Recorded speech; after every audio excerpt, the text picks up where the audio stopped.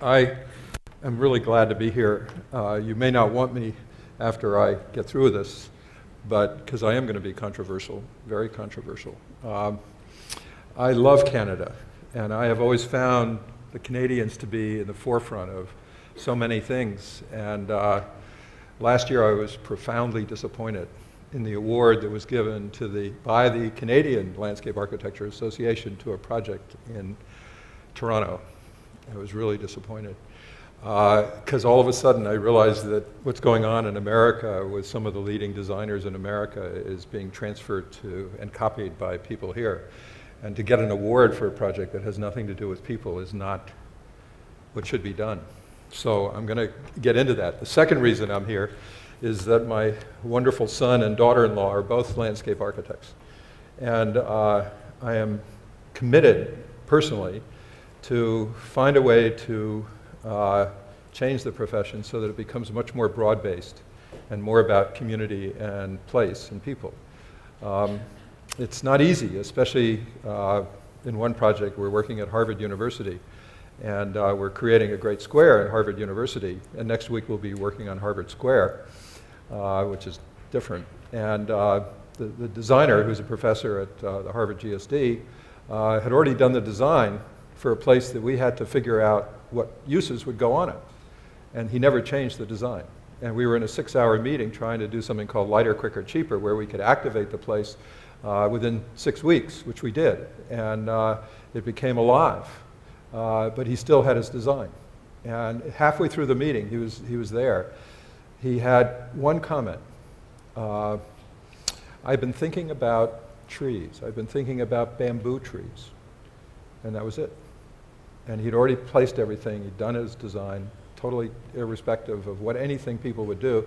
Now, also next week, or last week, we are actually developing a lighter, quicker, cheaper scheme to go on top of a design that's dysfunctional and that is just blatantly bad. And I was talking to one of the top people at Harvard, and she said, it just looks awful. It's just opening next week. So I'm angry about this, and I'll be angry about a few other things. Because the other thing, last week we have a group in our place, in our organization that, I'll get into that. That's what we're doing. We had, I can't remember what I was going to say, so we got lost. So I'll go to this because it's better to see this and I can look down here. So we've been doing this for a lot of years, pretty much all across Canada. And we have people in Canada every month. There's some part of Canada that we're working in. And the best people in the world are Canadian librarians, without any hesitation. Because of the immigrant populations that are coming into Canada. And where do they go? Do they go to the libraries? So how do the libraries function? They're not just functions as resource centers, they have to be functioning as gathering places. We learned that a long time ago when we were working in Mississauga, and we sort of transformed with that community of people, the center of Mississauga, and the library became an integral part of it rather than a building just in that space. But again and again we find in Halifax there's a person there who's a librarian, but he's also the community development activist for the town. So it's amazing to see these sort of pockets of activism that are transformative and get these disciplines out of their shells or out of their silos. So we've worked in a lot of countries, a lot of cities. We have more people following us on Twitter and Facebook than Congress for New Urbanism or the American Planning Association. It's truly international. We run an organization called the National Center for Biking and Walking, which has about 5,000 people that come to a every other year conference. And we've added place and placemaking and place to their agenda of activism around bike and walking. We have a major partnership with the UN Habitat, and we're developing an agenda for Habitat 3 in 2016 with a foundation in Sweden, and we're having 300 people come in June to Stockholm to talk about that.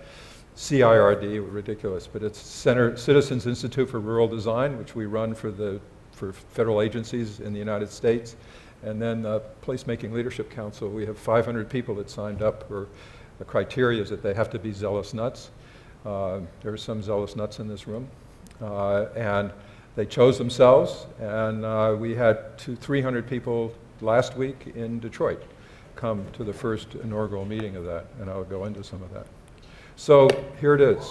This is what I couldn't believe and was so disappointed. This is right on the waterfront of Toronto, and this is the building. This won an architectural award. I understand it has some other function, but I didn't know that, and so it's not really relevant if you know what that is, because no one else knows it who comes there. Does some water purification thing. And this is the pathway on the left, and the sort of this, well, I'm not going to describe it. There's architectural design terms that you would describe this, but remember, I'm not a designer, so I come in and I look at it in terms of how people might use it. This is the walkway. How do I get this thing to work faster? This is a skating rink in the wintertime, but you have to walk across it in the summertime, and it's got water on it. And see how you have to walk around it.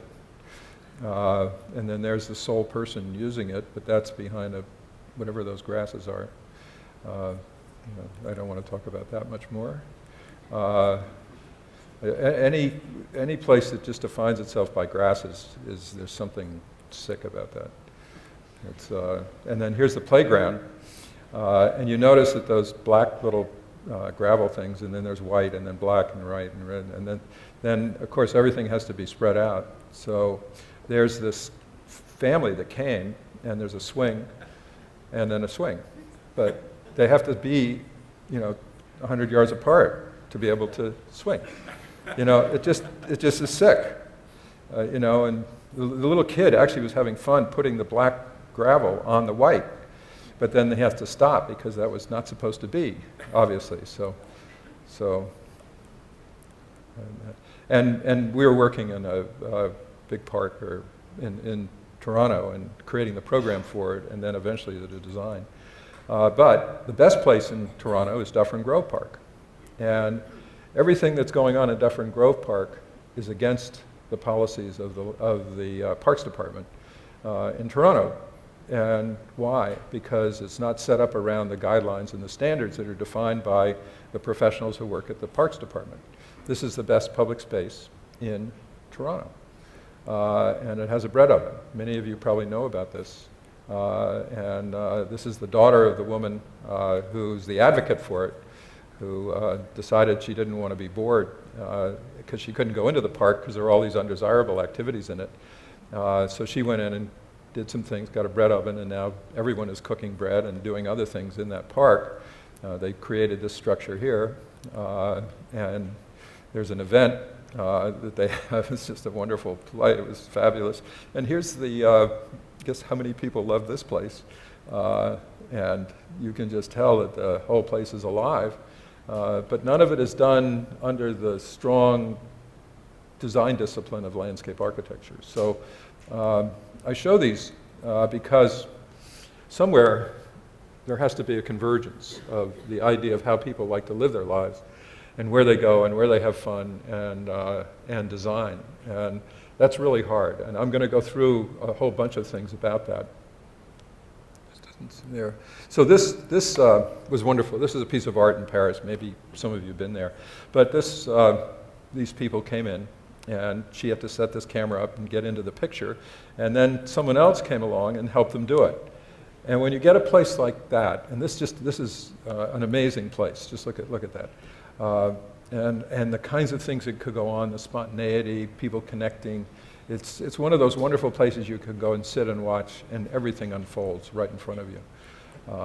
Very rare, and that all it is art, but it's an art that can really function very well.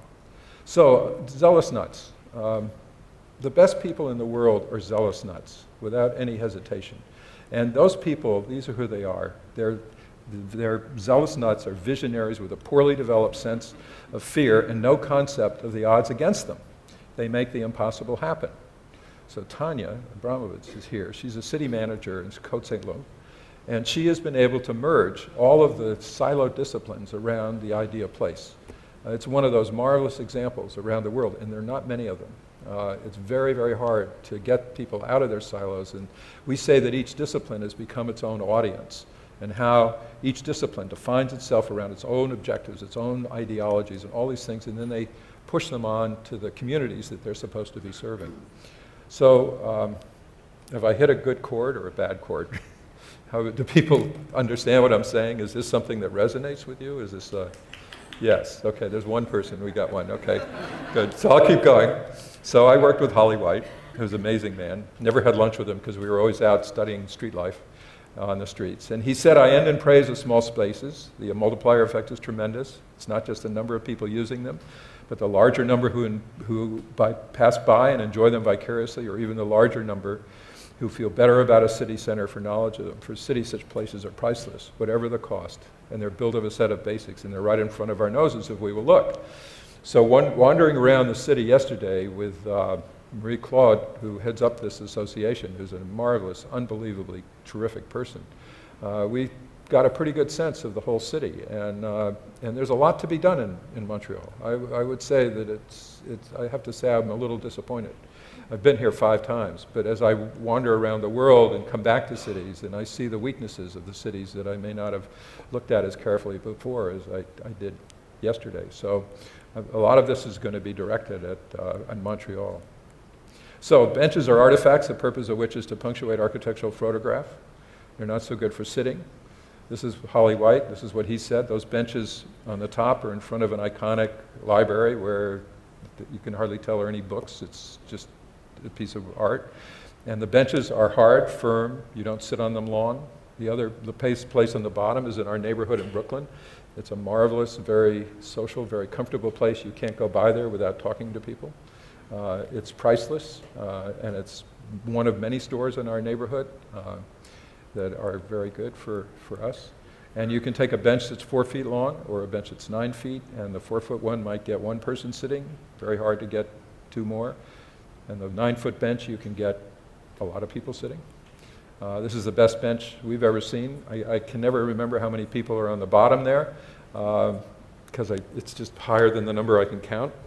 So I get, but look at all the social sort of connections that are going on. And I sat on that bench for a while, and I know some of those people were listening to what other people had to say. So it's that kind of seating would not be allowed by some of the people that I have to work with in the design profession. One of the best things about water is the look and feel of it. It's not right to put water before people and then keep them away from it. You know that woman's toe is going in and out of that water. This is a record. It was in Paris in the Louvre. But people in good places take off their shoes. It always happens. And then if you want to seat a place with activity, put out food. I'd love to sit around ice cream parlors and watch people eat in unison. It always happens. And then this is wonderful because if you look at every person in that picture, the only person that doesn't have ice cream is the little kid. And he knows it. Isn't that great? So, and when you get into good places, it's all about affection. And we go to the best places in the world, and we spend time in them, and we get revived after being in some of the bad places that we have to go to fix. So when you focus on place, you do everything differently. And this is a big deal, because that means you have to turn everything upside down, and we'll come back to that. So this is a project we were working on in Providence, Rhode Island, and it's a let me see, get this thing. There's a bridge here, and I'm not going to get into much detail, but they had a design competition to do a bridge, and so they had all these winnings, but the community didn't like any of them. So we did a workshop, and they also had these very passive parks on both sides, so there was really not that much reason to go there. So we did this workshop. We had 80 people, and 20 of them got into this working group on the bridge. And we showed a couple of pictures, a lot of pictures. I'm really shortening this a lot. And this is one of them, which is a magnificent piece of architecture. I love it as a design. But in that picture was this couple kissing.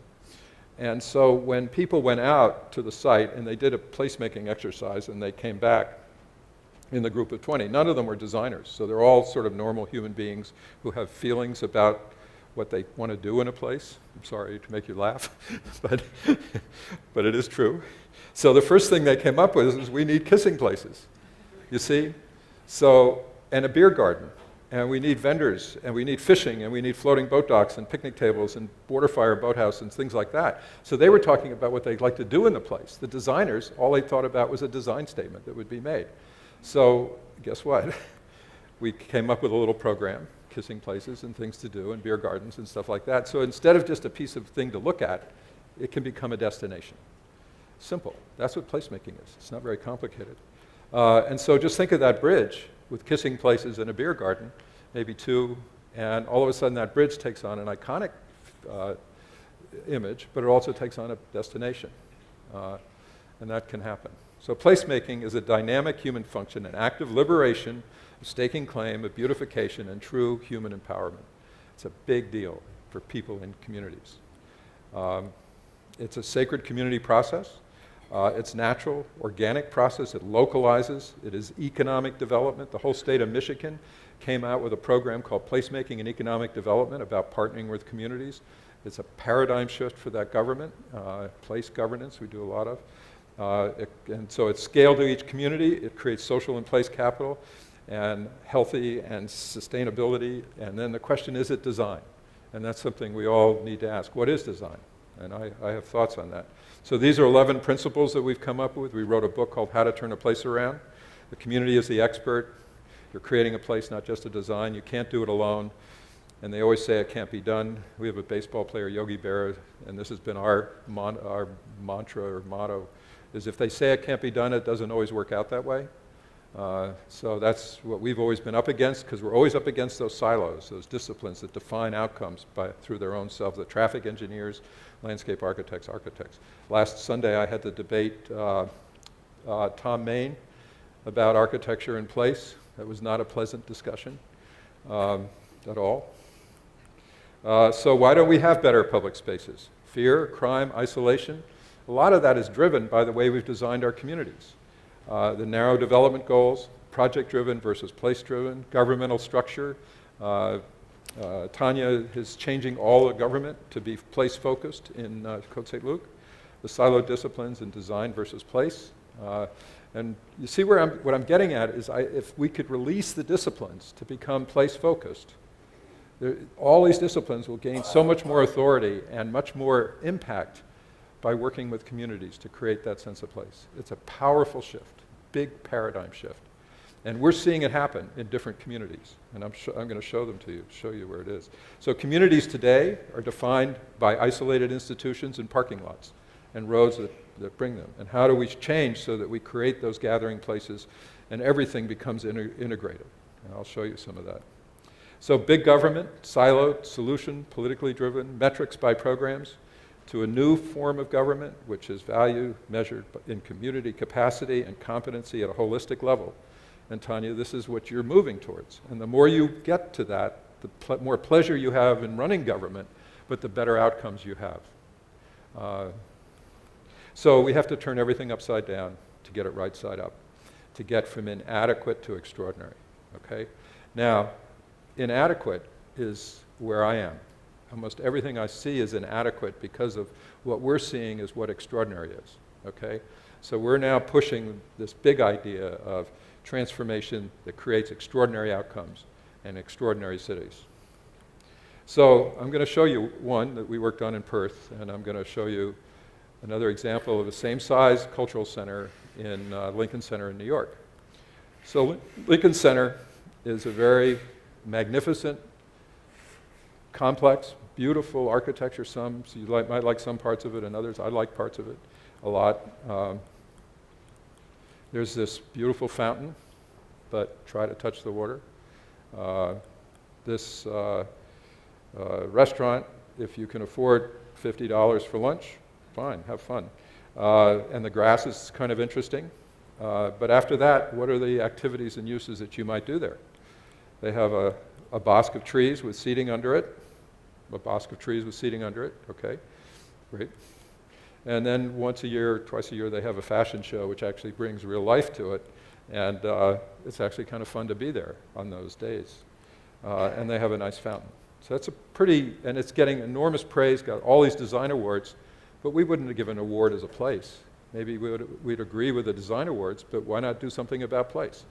It's very different. So in Perth, in Australia, where we've done a lot of work, there's a big cultural center. There's a whole bunch of buildings. There's a university there. That's the whole area. It's got the state library and big museums and performing arts centers and stuff like that. These are some of them. The transit station is just in the bottom of this picture. So we did in 2009 an activation plan, placemaking plan.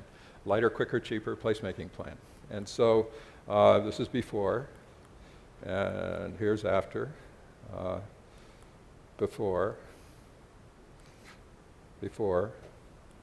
after, before, after, before, after, after. So when we went there first, 2 years before that, none of the places were functioning. All the people in the institutions, they were into themselves, they didn't want to participate in anything. We came back, we did this, and then we went back the year before last, or last year, and they had totally changed their whole attitude about being part of something. We want to turn ourselves inside out and be of the center, not just in the center. Our goal is to be poor, sticky, and a wonder. The ground floor of the library could be the town hall of the cultural center. It did become the town hall of the cultural center. They moved all the library functions up to the mezzanine second level. So the whole ground floor became that. So the whole place became a destination. So when we went back, we worked on the next level. And so now there are 42 places that can have activities in them. And then, so the whole idea, the tools that we use, the power of 10, 10 times 10 times 10, I'll show you what that is in a second, the place performance evaluation game, which we did in Perth, a vision, which we did, and we did the lighter, quicker, cheaper, and then a whole placemaking concept and design. It's now the biggest destination in Western Australia, and it started at the least because it had no presence. There was nothing to do there, and people didn't want to come because there wasn't anything for them to do. So the power of 10, a great city has 10 major destinations, and each destination has 10 places with 10 things to do. 10, 10, 10. And as you get down to the neighborhood, you might have 10 places with 10 things to do in a neighborhood. In my neighborhood in Brooklyn, we have those 10 places, and it's one of the best neighborhoods in New York City. So when we started working in 1980, we were working on Bryant Park, Rockefeller Center, the Port Authority bus terminal. None of these were destinations. They were all very dangerous places. Bryant Park, there were 9 groups of people dealing in drugs in that park. And we were brought in to activate it and do the master plan for that. By today, these are the destinations that define New York. When you go to New York, you realize that these are the places that people come to and use in very heavy, very comfortable, very lively ways. Rockefeller Center is very different. Bryant Park is totally different. Union Square has become one of the great city destinations. There's a bigger discussion. So these are the ones that we worked on. Not Union Square, we worked on the Port Authority bus terminal as well, but those Times Square. This is before at Rockefeller Center, and this is after. They asked us what kind of spikes to put on the ledges. We told them benches, which is a big deal because no one was afraid of seating because of who would use them, and they did it, and then it brought people, and it created the positive uses. Times Square, we did the early plan for this, and these are some of the photo images that we used, and then they did an experiment. As you know, it's now permanent, and it's become a square, a real square, rather than just a big crossroads road for that. It was interesting, we were with the guy came, who runs this, who's a good friend. The Times Square Alliance was there in Detroit with us, and he said that before they closed the street, everyone was talking about traffic and cars and how important they were. After they closed it, everyone was talking about the seating and how important it was and what kind of seating they used. So the whole discussion changed from something that wasn't important. Bryant Park, 9 groups of people dealing in drugs, before and after. Union Square, this is my favorite square because it's more edgy, more chaotic, less defined, less controlled, more open, more It's really a great square, one of the great squares of the world. And it has become a center of activity and activities in it. So when you come to the square, you actually come to it a block away, and you're aware of its presence by what is going on. So it's magnificent. We've been doing all these squares all over the world. One in New Haven, and this is a famous one. And you break it down into different destinations. There are 3 churches, and as you get to know the people in each of the churches, they have very different agendas, but you would never know it on the outside, so they can come outside and become part of the larger place, and Yale is on one side, and so on. It's an amazing revelation to people in the square and around it, what they can do, and so this is the sort of the lighter, quicker, cheaper early action plan that is being implemented now. You can do it for whole cities. This is Singapore. It's funny, they chose 10 places, and only about 2 of them were really working. And yet Singapore has a very high reputation, but the public spaces don't work very well. So coming back to this, the power of 10, and you look at the bookstore in our neighborhood, and there are at least 10 things to do. And so it's the kind of place that you can't walk very fast. And so I put this in because I was thinking of all the streets that we drove on in Montreal, and how constrained all the stores are. How I know you're beginning to do pop-ups and taking out a parking space in front of a restaurant, and some of that, which is fantastic. But just think of the whole street and how repressed it is by the narrow sidewalks and the parked cars, which don't do too much for community life. And that's something that has to change. I'll show you. So go to Paris, and this is not just a double-loaded sidewalk, it's a triple-loaded sidewalk. And so I keep thinking of Paris and Montreal. I don't know how you all feel about that connections, but this city doesn't have really truly great streets. And each area, I don't think each area, I can't say the word right now, but you know what I mean. It doesn't have one of its own, but little larger neighborhoods do. This is on the left bank. And there are 3 or 4 streets like this that just define whole neighborhoods. So getting out of the automobile and the role that the automobile plays has got to be a paramount of your agenda, because otherwise you'll never get anywhere. It's the elephant in the room. We're working in Detroit, and this is an amazing experience because people evacuated Detroit down to 700,000 people. But this guy has bought 18 buildings, and he's got us in to do a placemaking activation plan, and we will have a meeting, and then we'll start implementing it the next day. We don't do planning. We do lighter, quicker, cheaper, and we come up with something, and we start ordering the next day. We can make mistakes. It's easy, it's fun. And then we can go back and make it a little better. We can grow a place, which is what we're doing. And these are the green areas where we're working on that area, and we're also going to be working on the waterfront and somewhere else. And he just bought a building in Greektown, and so we'll be working on Greektown as well. So these are the areas, and this is the street. So it's empty. Now, it's interesting, when you look back in 1917, this is what it looked like. It was full of life. But it's full of life because the buildings were alive, and the street was alive. And through design standards and stuff, the whole place has been denuded. It's just been stripped of any kind of real energy. And all you see are the buildings. You don't see the life in the buildings. And now there's no life. So we have to bring life to the buildings and life to the street and get it back to something like that. So it's 100 years. We got to go now. We got to get back to what it was like with the kind of life it had. And this is something in a book. I should have put the name of the author, but the late 20th century considered the streets so preeminently an instrument of movement that we forget what it was in the great European cities of a century before. It was a center of activity much more than of motion, a center of commerce and sociability, of nonstop human drama, of endless surprises and stimulation. One might call it, as many did at the time, a theater for living. So the streets as places. That's what we got to get back to. And that's a big shift from where we are today. And the architecture, look at this. There are actually some uses in those buildings. But the architecture is so strong, you can't tell if there's anything in the building. And here's some more pictures. It's all about how it hits the ground, has nothing to do with the place. Here's an older building. We're actually starting this, changing this whole thing. So this image of this, we showed how you could do an extension of the building and maintain the building behind it, a glass extension. This is in Stockholm. The whole ground level of a city. I know architects would hate this, but this is the life of a whole neighborhood in Place Maubert in Paris. And you can see how the activities are out on the street. And it's alive every day. And you can take the idea of the department stores in Paris, where they do as much outside, not as much, but they do a lot outside on the streets to engage them.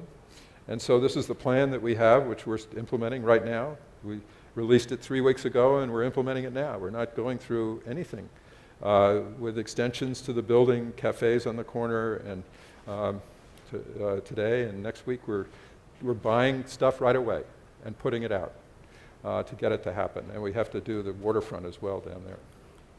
And we're doing a beach, sand beach on the bottom of that.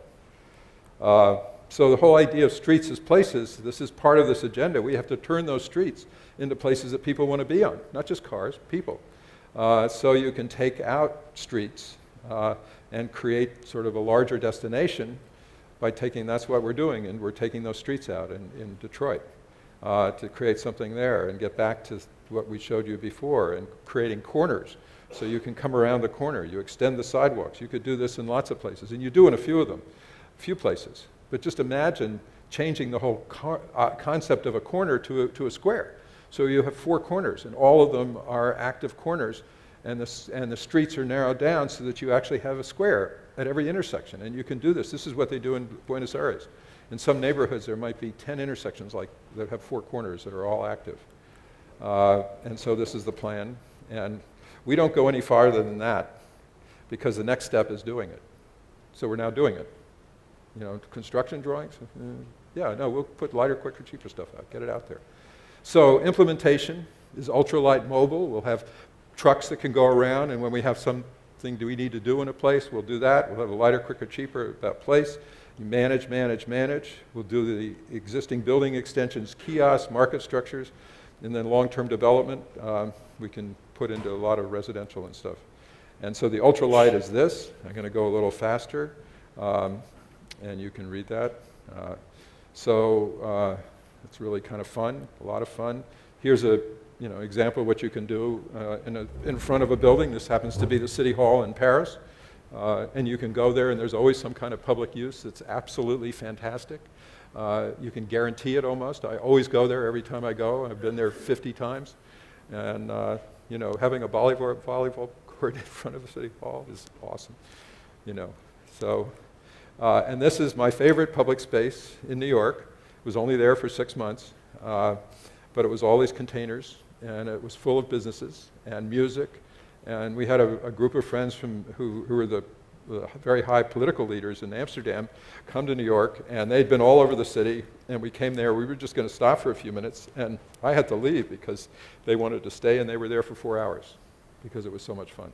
And then they have to take it away. So, big ideas, big outcomes.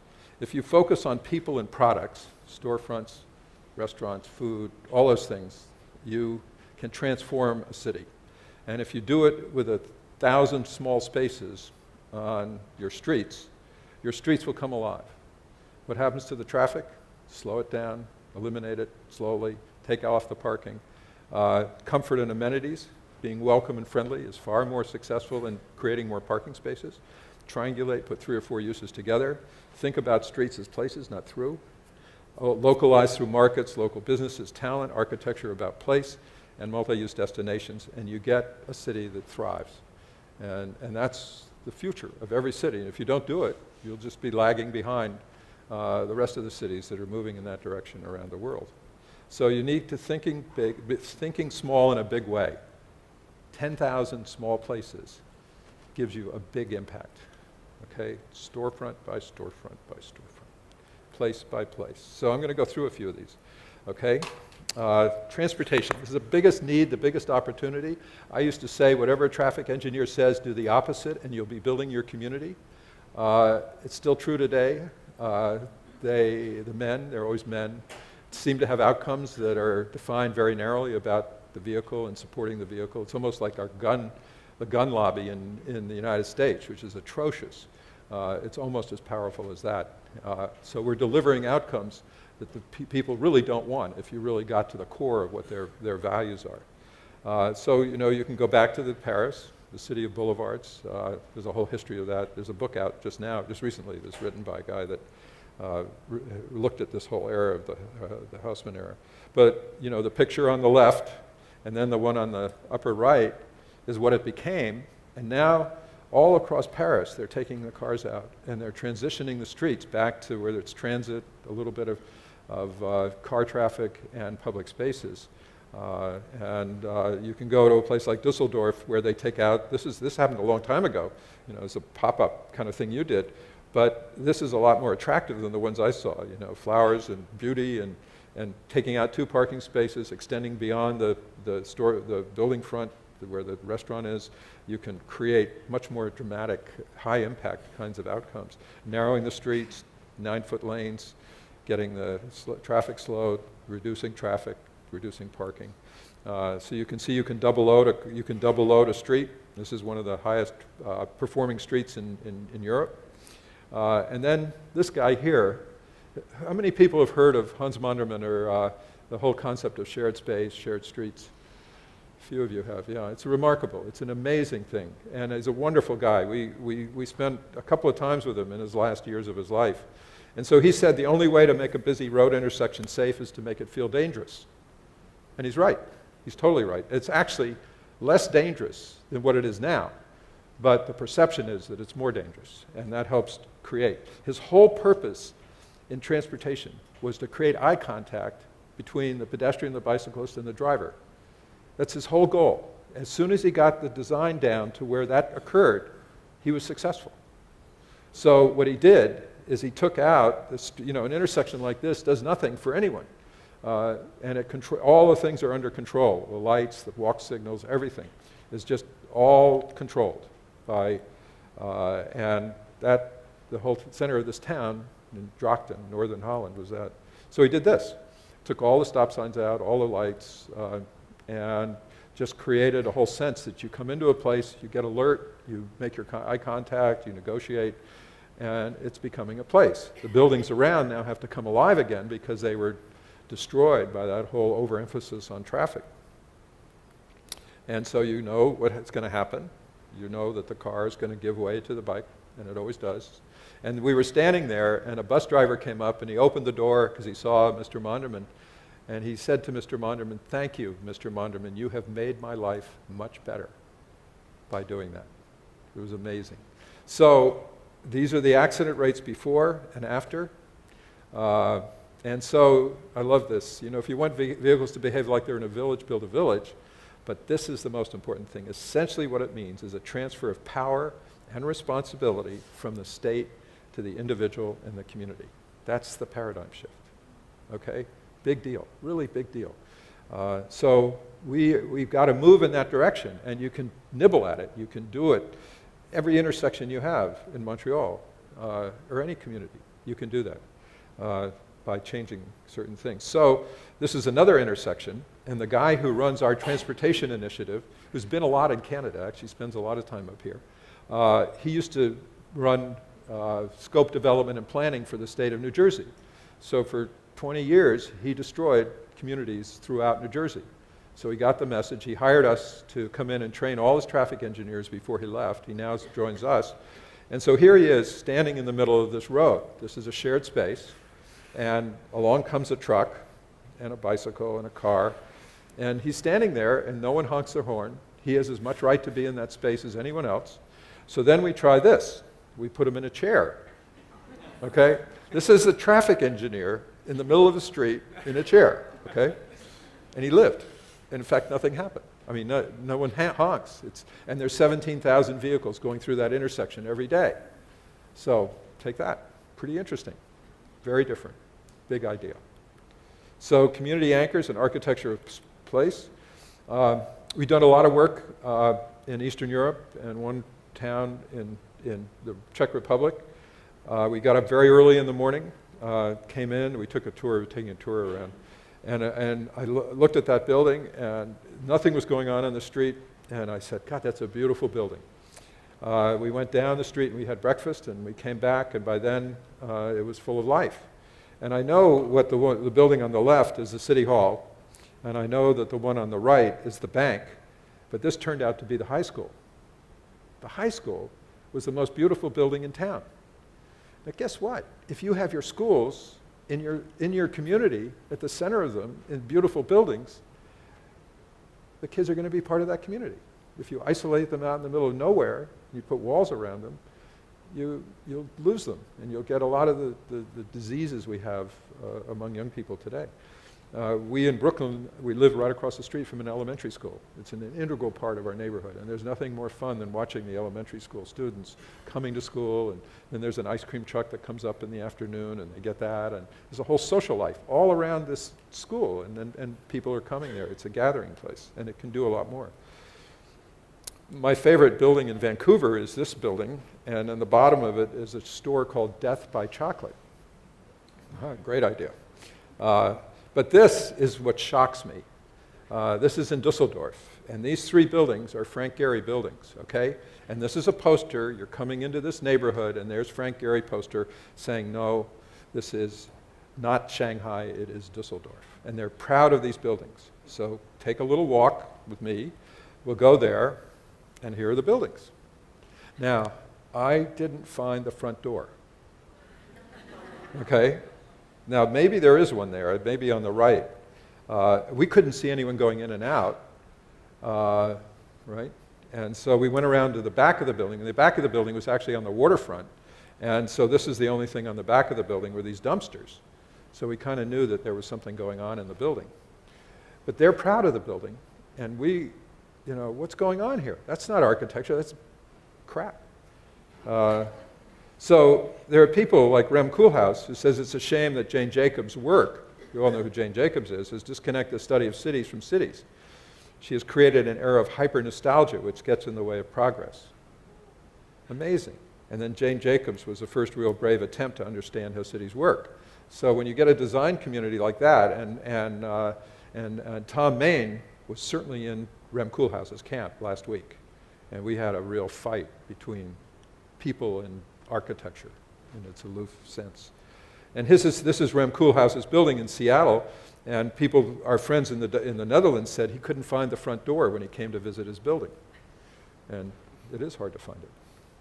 So 2 libraries, one an award-winning Pritzker Prize, and another one I hope didn't win any awards, but one is a place and one is not. There's the bus stop in one, that's the entranceway in the award-winning one.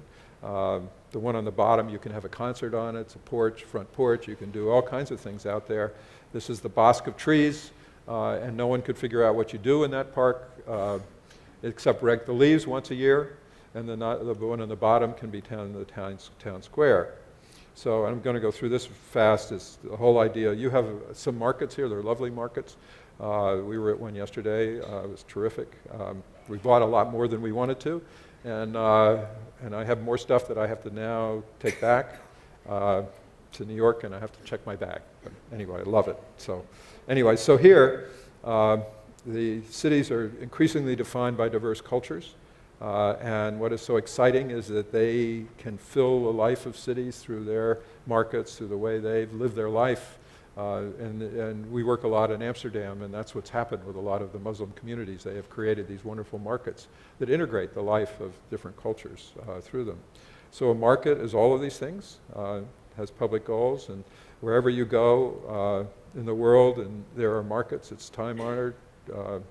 Every culture has it. Barcelona is one. Barcelona has 43 markets. Every citizen is within 10 minutes of a market. These are the old Boston market halls. The growth of markets has been phenomenal in the United States. I'm sure it has here.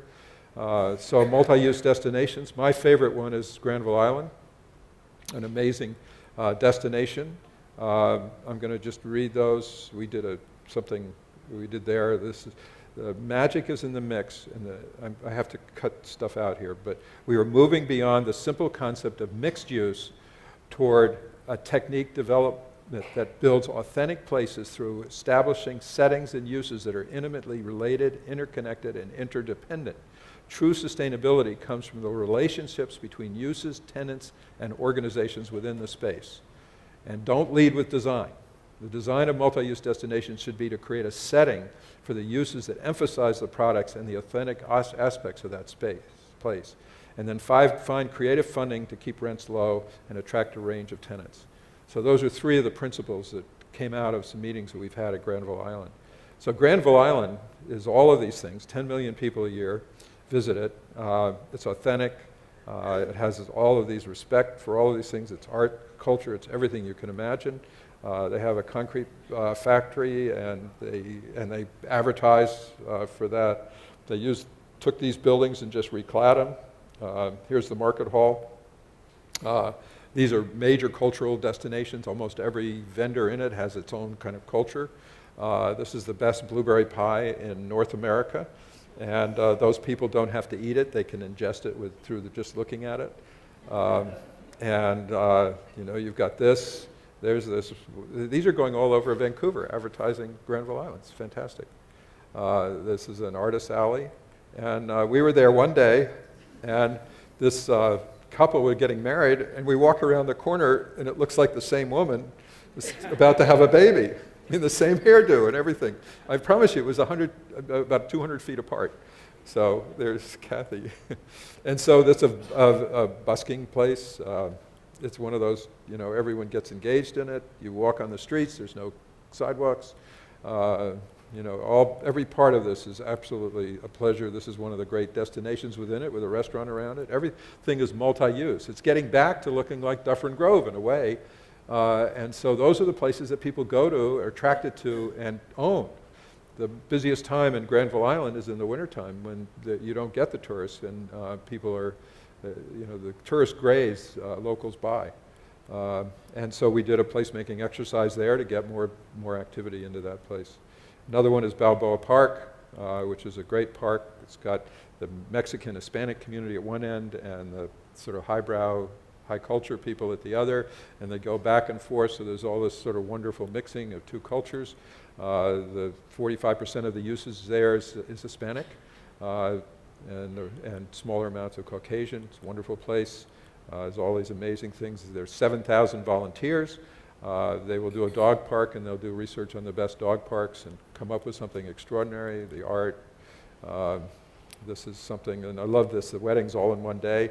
The only person we saw crying was him in the bottom. So you can do all kinds of markets, and the best thing about markets is they bring people together. The startup costs are low, and so I'm going to show you a couple of really bad things that have happened to me, and I'm angry about it. This is a firm, Van Valkenburg Associates, who did a waterfront plan in Brooklyn.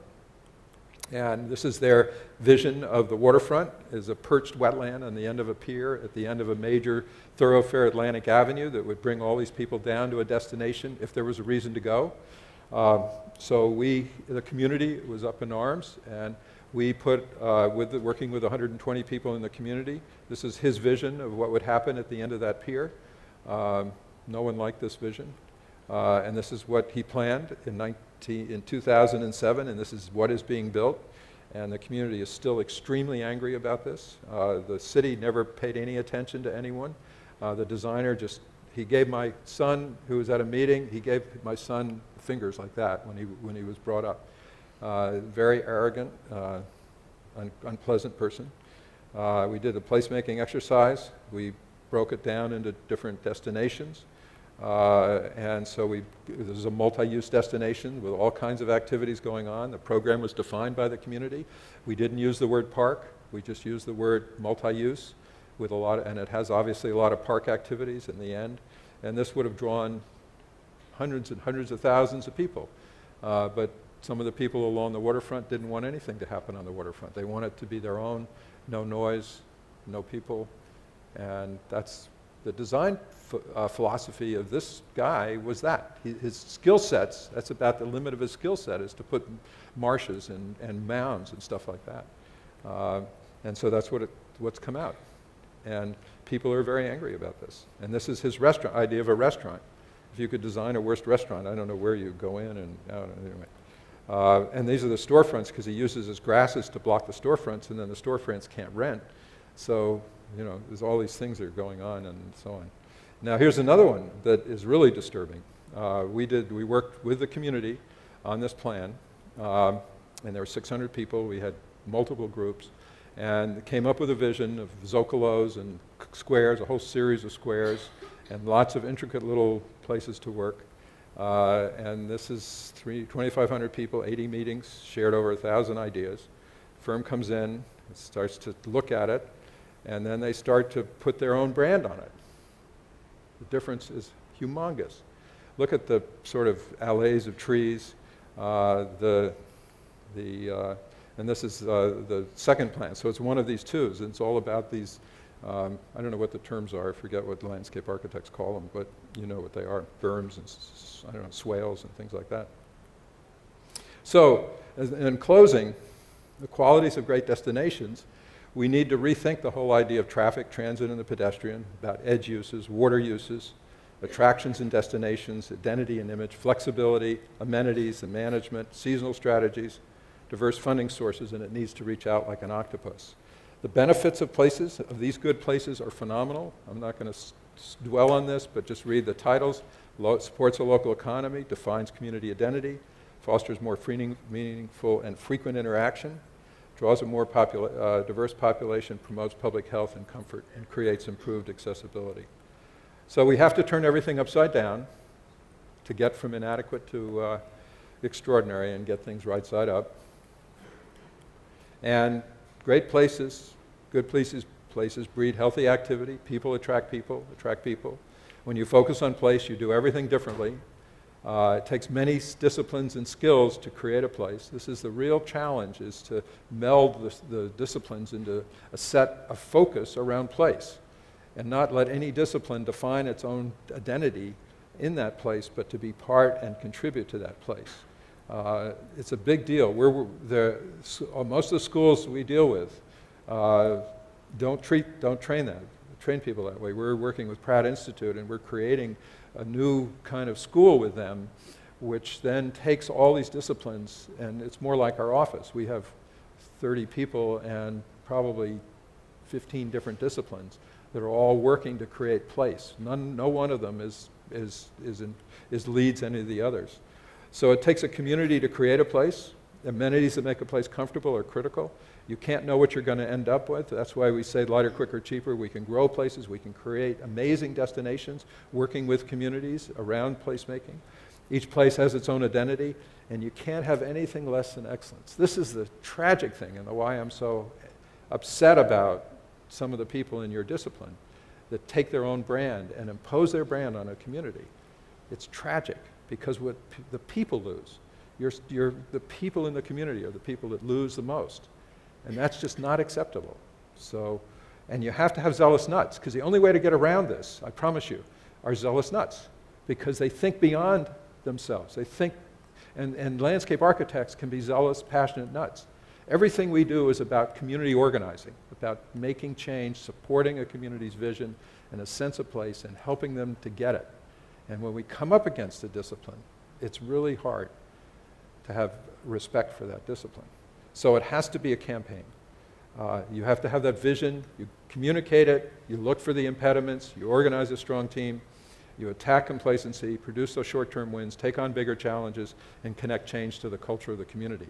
And that's what you're doing, Tanya, in Côte St. Luc. And it has not been easy, but she's been able to do it. It's a wonderful, wonderful thing that is happening there. So I'm at the end. So, zealous nuts. So this is really what this is. It's the return of common sense. It's natural, organic, intuitive, and it's time-honored. That's the way we used to define our communities before we got siloed into disciplines. And that's what we've got to go back. Just think of opening up yourselves to so many other possibilities, and then what your role is as a community builder and a placemaker. I think that's about it. So remember this. I end in praise of small places. They're right in front of our noses if we will look. They're all over Montreal, all over the communities that I know in Quebec. It's a wonderful part of the world. Place governance is a big deal. creating social, political, and place capital. These are the transformative agendas that need to be changed. The outcomes are healthy, sustainable, viable communities. There's a set of processes and tools that we have developed and working with lots of people that can deliver that. We need to restructure the way we run government and the way our disciplines work in communities. And so here's who we are. Thank you.